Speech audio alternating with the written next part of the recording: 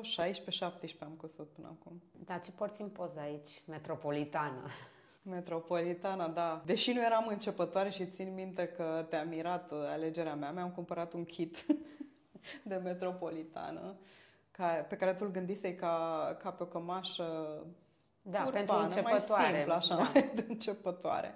Mi-a plăcut foarte mult modelul, este un model din Ilfov și eu fiind născută în București, mi s-a părut potrivit să-l cos, dar mi-am dorit să fac cămașa de sărbătoare. Am cusut-o urmărind planșa doamnei Aurelia Doagă și cămașa care există la Muzeul Satului. Deci cămașa mea metropolitană arată așa.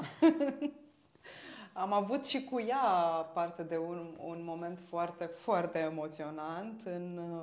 La sfârșitul lunii iunie anul trecut am avut o expoziție cu cămășile cusute de grupul nostru din Luxemburg la reședința ambasadorului român în Bruxelles.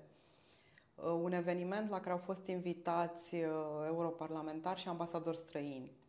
Și la un moment dat a intrat o doamnă care s-a dus lângă cămașa mea și a început să plângă.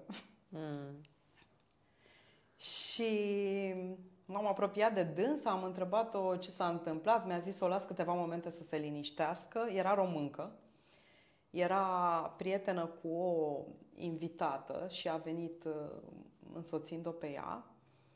Și mi-a spus, știți că și mătușa mea desena modele. Mătușa mea a fost învățătoare și culegea modele și desena planșe. Și am întrebat-o cum se numea și mi-a zis Aurelia Doagă. Aurelia Doagă. Da. Dânsa o ajutase pe vremea când era studentă la medicină, eu m-am gândit că e la arte sau ceva, o ajutase pe această mătușă, care era sora bunicii ei, să deseneze planșele, o ajuta să le coloreze și planșa aceasta o desenase ea. Ce incredibil! Deci, până acum, aproape tot ce luăm legat de tine pare așa că se întâmplă miraculos